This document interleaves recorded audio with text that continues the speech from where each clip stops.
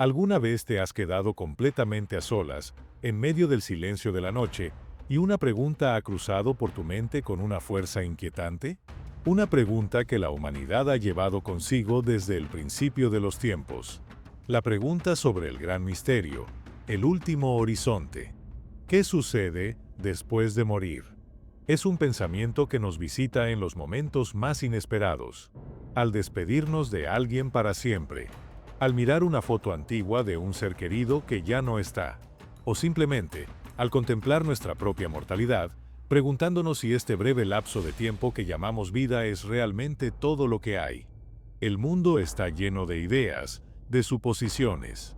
Algunos ven la muerte como un final definitivo, un simple apagarse de la conciencia. Otros creen en ciclos de reencarnación, en un renacer constante. Muchos, simplemente, prefieren no pensarlo, dejando que la pregunta flote en el aire, sin respuesta. Pero, ¿y si no tuviera que ser un misterio? ¿Y si la incertidumbre pudiera ser reemplazada por una esperanza concreta? ¿Y si el creador de la vida misma nos hubiera dejado una revelación clara sobre lo que hay más allá? En este viaje, no nos basaremos en leyendas, en filosofías humanas o en películas. Nos remitiremos a la única fuente que afirma tener autoridad sobre la vida y la muerte. La palabra de Dios. La Biblia.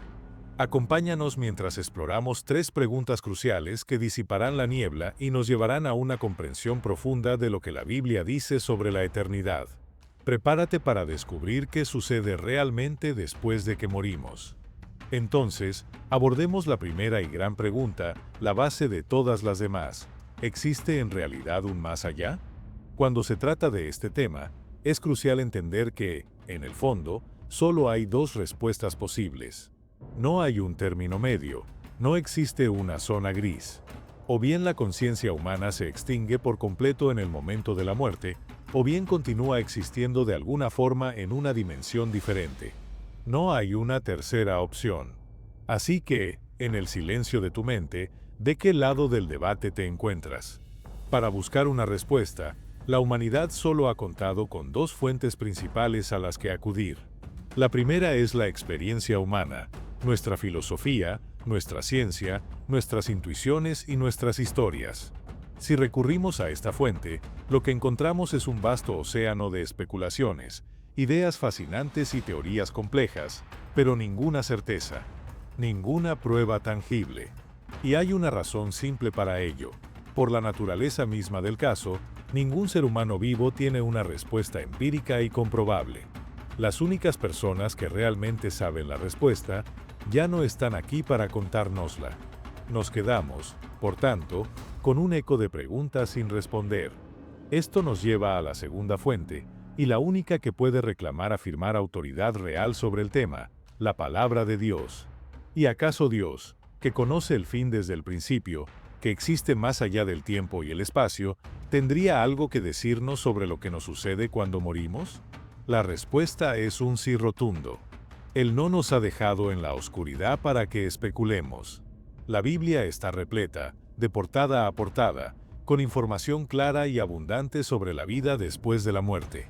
Según las Escrituras, sí, existe un más allá.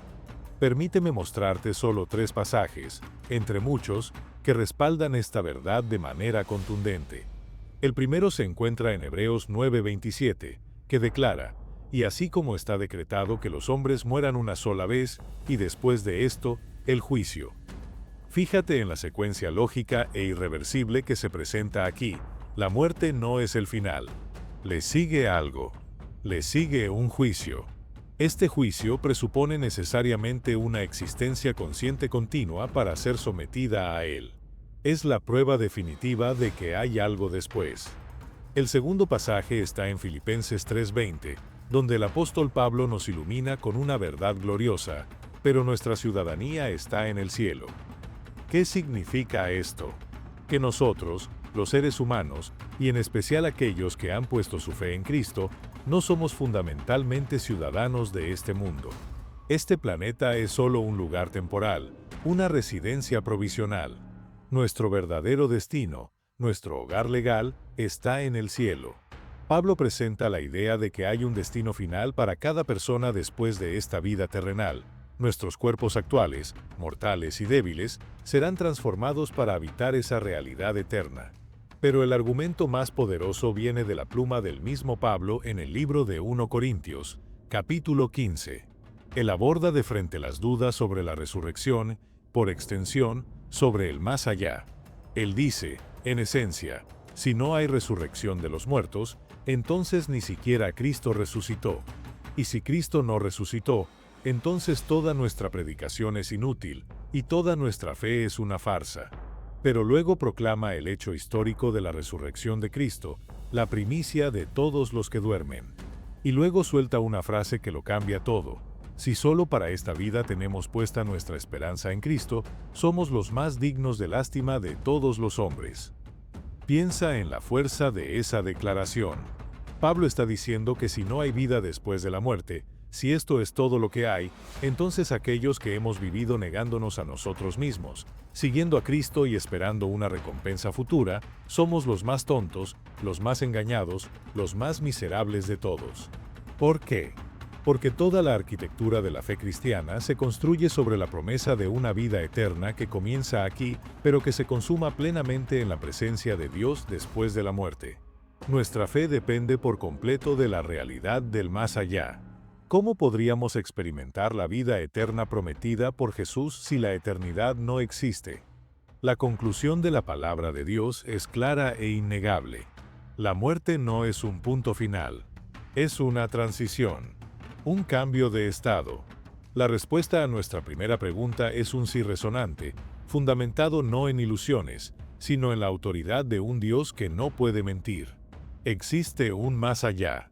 Pero aceptar que existe un más allá es solo el primer paso. La pregunta inmediata y crucial que sigue es, ¿y cómo es ese más allá? ¿Es un destino único para todos, una experiencia uniforme? La respuesta bíblica y la lógica nos dicen que no. La justicia perfecta de Dios demanda que haya una diferencia eterna entre una vida vivida para Él y una vida vivida en rebelión. La respuesta breve y directa es esta: lo que sucede después de que morimos depende enteramente de lo que suceda antes de morir. Para explorar esto a fondo, debemos ir a la máxima autoridad posible, a la única voz que puede hablar de estos temas con experiencia de primera mano y autoridad divina, Jesucristo. ¿Qué le da a Jesús una credibilidad única para hablar del cielo, del infierno y de la eternidad? Un hecho incontrovertible: Él vino de allí. El Evangelio de Juan, en el capítulo 3 y versículo 13, registra sus propias palabras: Nadie ha subido al cielo sino el que descendió del cielo, el Hijo del Hombre. Jesús no era un filósofo especulando sobre lo desconocido, era el testigo ocular perfecto describiendo su lugar de origen. Él es la única persona calificada para ser nuestra guía en este tema. En sus enseñanzas, el Señor Jesús nos presenta tres verdades básicas, fundamentales, sobre la vida después de la muerte. Primero, confirma de manera absoluta que el más allá existe. Segundo, revela que cuando una persona muere, hay dos destinos posibles y radicalmente opuestos a los que puede ir. Y tercero, declara que solo hay una manera, un único camino, para asegurar un destino de gozo y paz eternos. En primer lugar, Cristo afirmó la realidad del más allá una y otra vez. En un enfrentamiento con los saduceos, un grupo religioso que negaba la resurrección, Jesús les dio una lección que resuena a través de los siglos. Les dijo: ¿no han leído en el libro de Moisés, como Dios le dijo: Yo soy el Dios de Abraham, el Dios de Isaac y el Dios de Jacob? Él no es Dios de muertos, sino de vivos. ¿Captan la fuerza de ese argumento? Abraham, Isaac y Jacob habían muerto físicamente hacía siglos, pero en el momento en que Dios se refería a ellos, estaban vivos. Para Jesús, la vida después de la muerte era un hecho tan real y tangible como la vida misma. Y quizás uno de sus pasajes más consoladores se encuentra en Juan capítulo 14. Sus discípulos estaban turbados y temerosos, y Jesús les tranquiliza con palabras que también son para nosotros hoy: no se angustien. Confíen en Dios, y confíen también en mí. En la casa de mi Padre hay muchas viviendas. Si no fuera así, ya se lo habría dicho a ustedes. voy a prepararles un lugar. Y si me voy y se lo preparo, vendré para llevármelos conmigo. Así ustedes estarán donde yo esté. Jesús no está hablando de un concepto etéreo o una metáfora poética. Está hablando de un lugar real, preparado con amor, para una estadía eterna con Él. En segundo lugar, Jesús habló con una claridad que puede resultarnos incómoda sobre la realidad de los dos destinos eternos. No hay un purgatorio, no hay una segunda oportunidad después de la muerte. En el Evangelio de Lucas, capítulo 16, Él cuenta la historia del hombre rico y Lázaro. Es una narrativa poderosa y reveladora. Ambos mueren.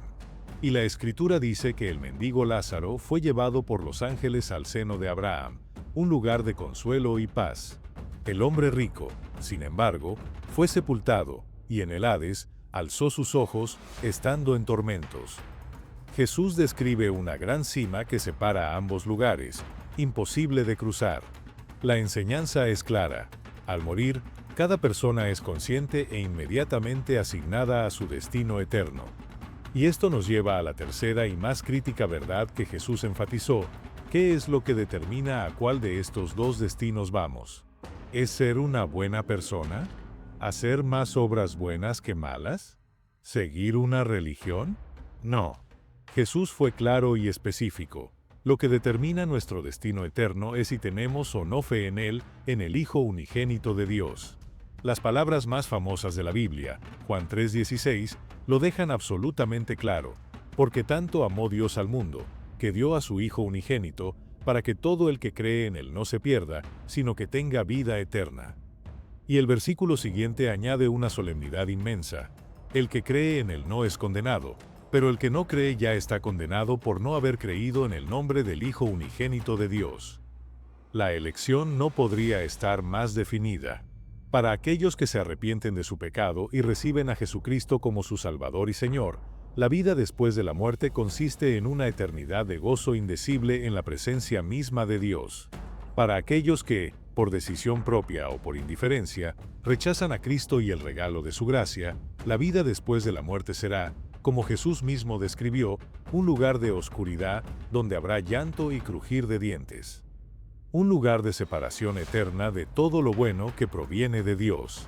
Por eso, Jesús, la autoridad máxima enviada del cielo, nos urge a elegir sabiamente. Él nos advierte: entren por la puerta estrecha, porque es ancha la puerta y espacioso el camino que conduce a la destrucción, y muchos entran por ella. Pero estrecha es la puerta y angosto el camino que conduce a la vida, y son pocos los que la encuentran. La puerta estrecha no es estrecha porque Dios sea excluyente, es estrecha porque solo hay una manera de atravesarla, a través de la fe en Cristo, y eso requiere humildad y arrepentimiento. Él es el camino. No un camino. El camino. Hemos establecido que el más allá existe y que hay dos destinos eternos. Pero esto nos lleva a nuestra tercera y última pregunta, la que da forma concreta a nuestra esperanza o a nuestra advertencia. ¿Cuáles son los acontecimientos específicos que la Biblia describe para la vida después de la muerte?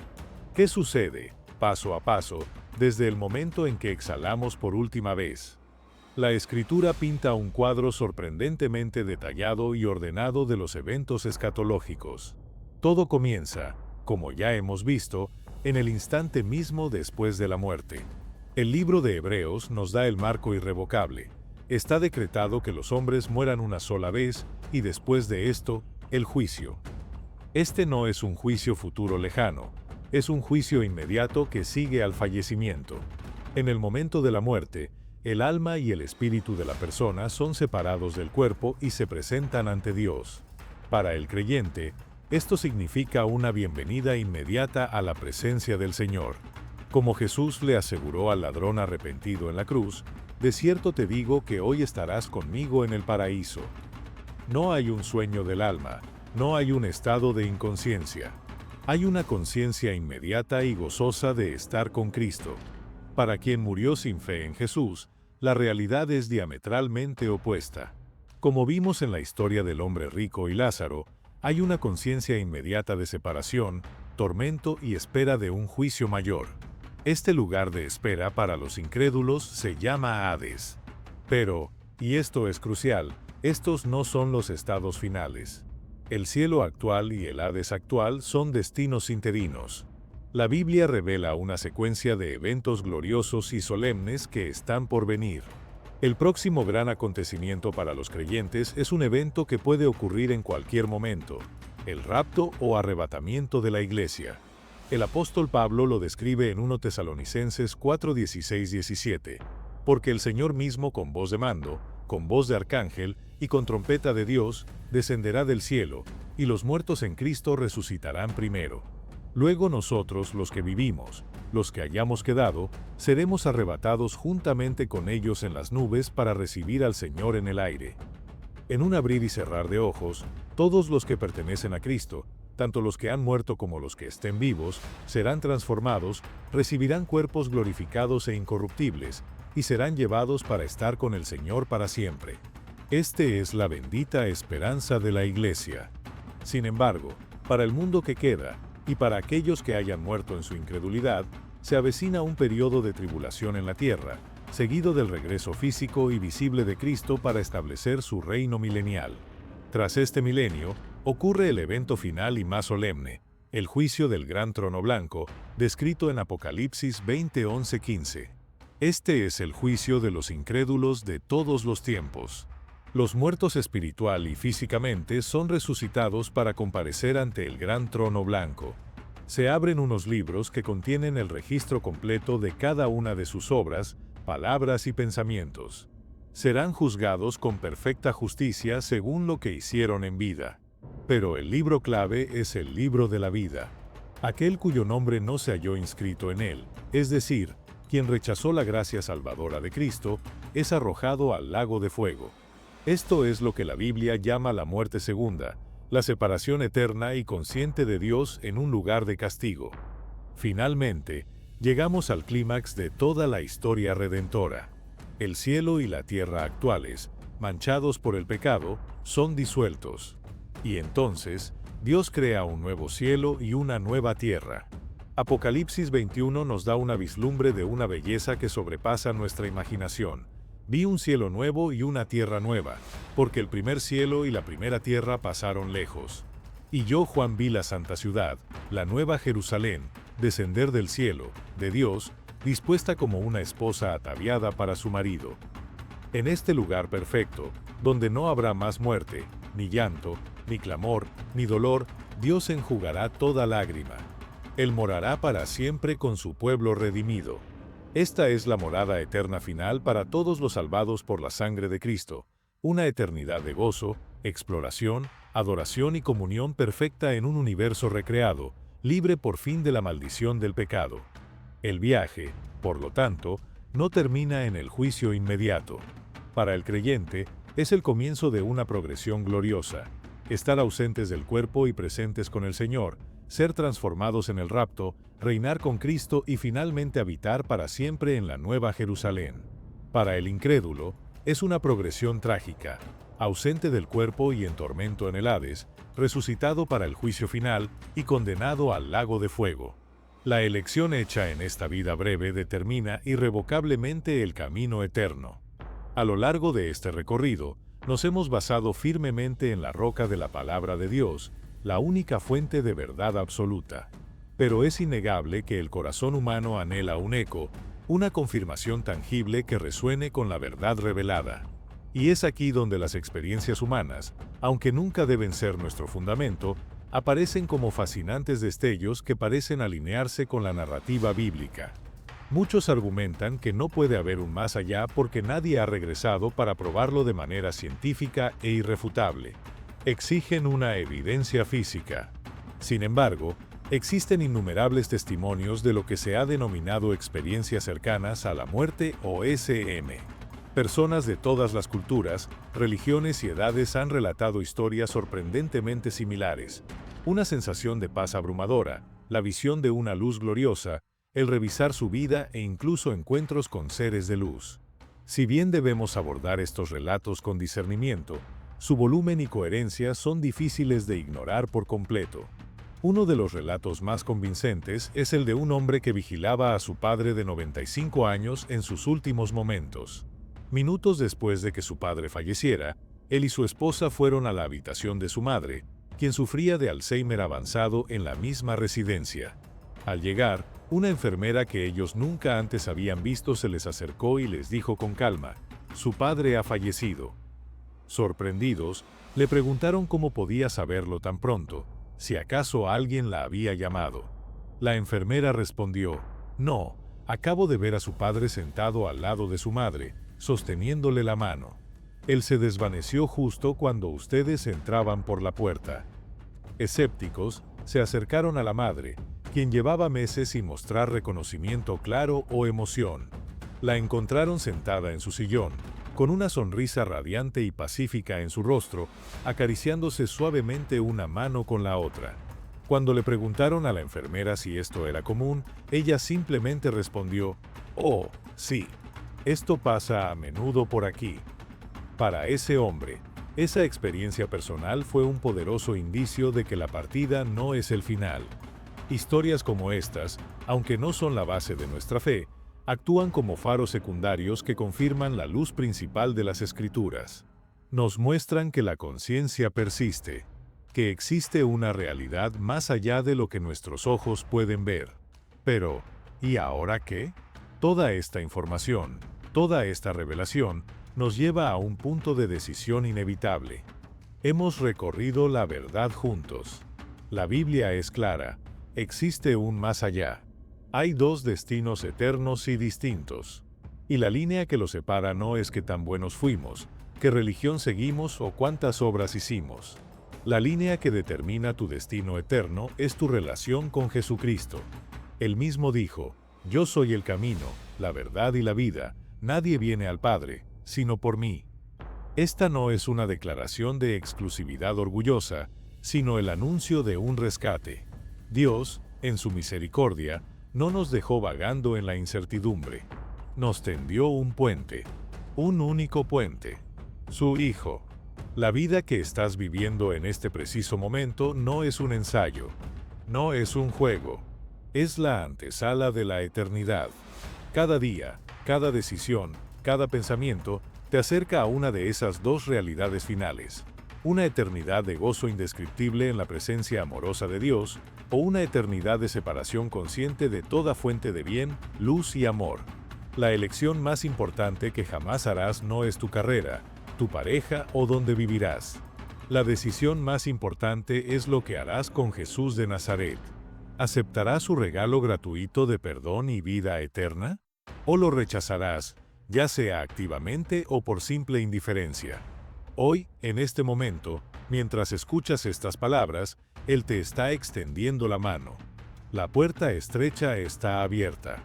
El camino angosto está frente a ti. Puedes cruzar. Puedes decidir poner tu fe en Él, arrepentirte de tus pecados y recibirlo como tu Salvador y Señor. No hay oración mágica, solo una transacción sincera del corazón. Puedes decirle: «Jesús, te necesito. Reconozco que he pecado y he vivido lejos de ti. Creo que moriste por mí y resucitaste. Perdóname. Entra en mi vida y conviértete en mi Señor. Guíame desde hoy y para siempre». Si quieres aprender cómo transformar tu tiempo con Dios en una experiencia creativa y significativa, cultivando una relación más profunda a través de una práctica personal y enriquecedora, entra al enlace en la descripción. Descubrirás cómo crear un diario bíblico único que te permita conectar con su palabra de manera profunda y expresarte creativamente, incluso si no te consideras una persona creativa. Gracias por permitirme compartir esta verdad contigo. Que el Dios de toda paz llene tu corazón con la certeza de su amor y la esperanza de la eternidad. Que el Señor bendiga y guíe cada paso de tu día.